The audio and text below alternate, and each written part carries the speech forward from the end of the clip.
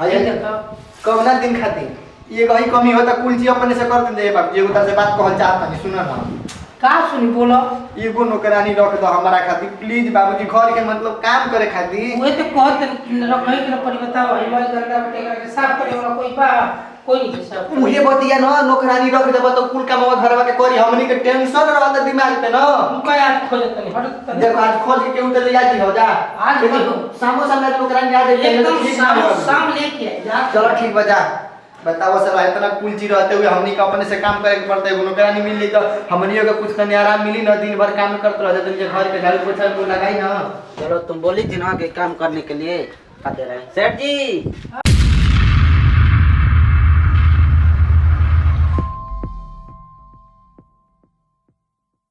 कौन यहीं पे हैं हां खुला है बोले थे ना नौकरानी के लिए हां नौकरानी के तो बोले नहीं तो नौकरानी लेकर आयल बनी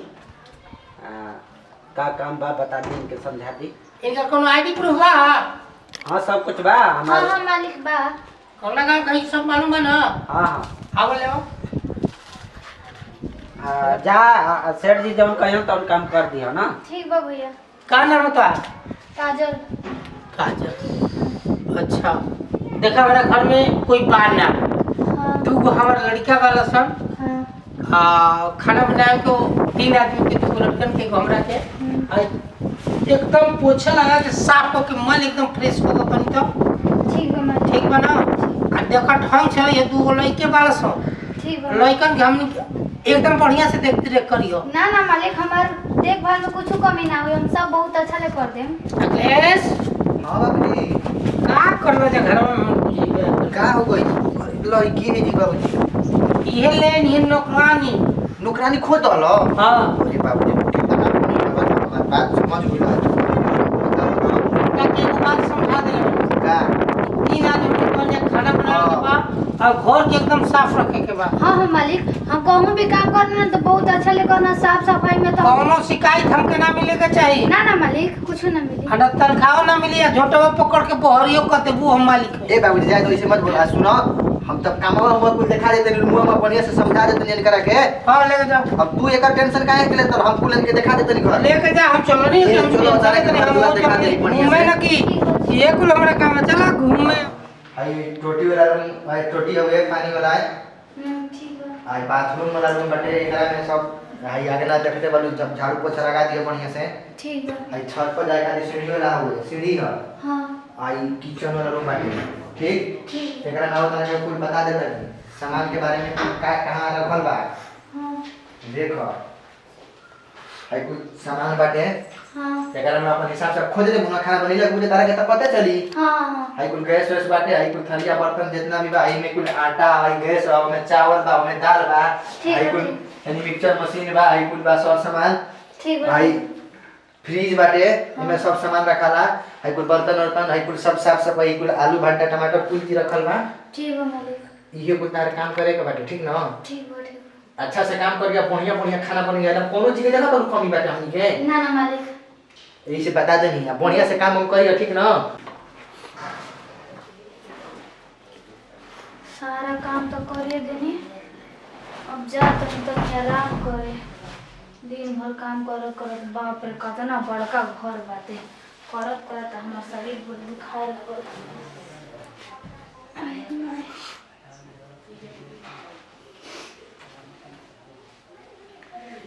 पता ना अकेले रूम में हमारा नींदो ना आई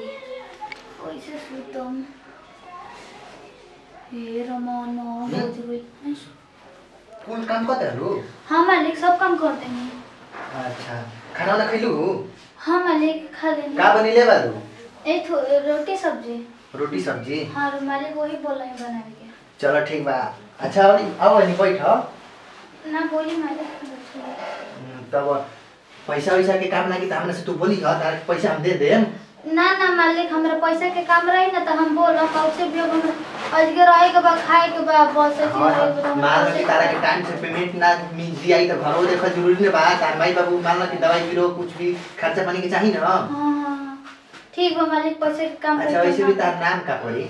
हमारा नाम सुषमा है आ इतना दिन से तू कहाँ रहू हो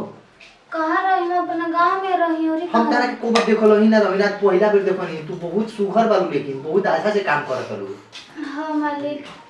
वही से तो हमरा के सब कोई अपना काम करे खातिर अच्छा कातना तू पढ़ल लिखल हो? 10 तक पढ़ल हनी। 10 तक तू पढ़ल हो? हाँ और फिर भी तारा के कोनो काम नहीं मिलल? अब मालिक उ सब काम करे में अब आज जितना काम ना करम उतना तो घूस दे के पड़ेला। अरे टेंशन होकर मत जान तो तुम हमारा घर आ गई बालू ना तारा के एकदम कोनो चीज के टेंशन नहीं के हर चीज मिली तारा के। ठीक। दुख नहीं कोना मिली तब यदि आइलू ना तो हमारे घर में खाली सुखे मिली दुख के सवाले नहीं के जी इतना रुपया पैसा हमनी के बटले बा एगो हम ही बानी बाबूजी एगो छोटी को भाई है तो घूमते रहेला। हाँ आई एगो तार से बात कही बोली मालिक। तू बहुत खूबसूरत बालू। हाँ मालिक उ तो मतलब है। तो तार कोनो बॉयफ्रेंड नहीं खस ना? ई का कहती मालिक हमर चरित्र पर उंगली अरे ना ना ना ऐसे मत हम मैंने पूछनी मगर हम इतना खराब इंसान ना तू जो सोचत लो। ना मालिक हम उ सब में ना रहे ना हम कोनो लड़का फेंका से प्यार ना करे ना। अच्छा सुना ना हम एगो बात कही ए बोली मालिक। हमरा से तू प्यार कर ना? ई का कहती मालिक हम कहाँ नौकर है वो कहाँ है पूरा महल के ना मालिक करू ओकर तू काहे के टेंशन ले करू तारा हम नौकर तू नौकर बन तो का हो गई तू नौकर अब ना रहू हमारे घर में ये घर के मालिक तारा के बना हमरा से प्यार को लौका के जब से देखो नी न तो वैसे हमार प्यार हो गई बाटे बाबूजी सब नहीं कि बते धीरे धीरे बात कर ले तू चाहबू तब ना इतना सुंदर बालू तो अभी तोरा के बताओ मालिक हमरा चौला से ना न होई पता न मालिक जो उतना किसिया हन उनकर मालूम चली तो हमरा तो घर में से निकाल दियन। अरे बाबूजी ये तना पैसा मिलता तो वो हमारा पता सुनो ना बाबूजी इतना ज्यादा हमरा से प्यार करो ना कि हम और बहुत प्यारा बेटा है हमर हर बात मानना ए हमरा से प्यार कर हम तोरा के बहुत पसंद करी ना लाइक करी ना इतना ज्यादा तारा जो तू मत पूछो तू आऊ ना उजी देखो ना तो हम एकदम कोई नोरी यार घर में कितना सुंदर लड़की आ गई प्लीज हमरा से प्यार कर लेना तारा के खूब एकदम खूब बढ़िया से रखो। ठीक बा मालिक लेकिन अरे हनी आवना काहे दूर दूर बैठल माने हेतना अब हेतना बात होके लागे तभी खाली दूरी ही बना के रहत लो ना ना दूरी बना के नहीं के रहत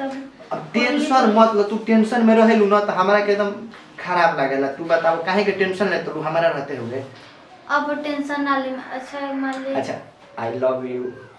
आई लव यू टू मालिक हम जाता नहीं मने इतना जल्दी चल जेबू ना मालिक के खुश ना करबू अपन अपन करे जा खुश ना करबू प्यार कर दलू तब तो चली फिर देखो पापा घरे नहीं खल चलो ना कुछ कर ली जा बहुत दिन हो गइल बाटे हम कोनो ऐसे कोई गलत काम ना करे तर से हमरा प्यार हो गइल बा चलो सूती जा ठीक बा तन की घरी मालिक। खाती अब पापा नहीं खल गोइल बाना काम से आज हो त मरहु लग चलो है सूता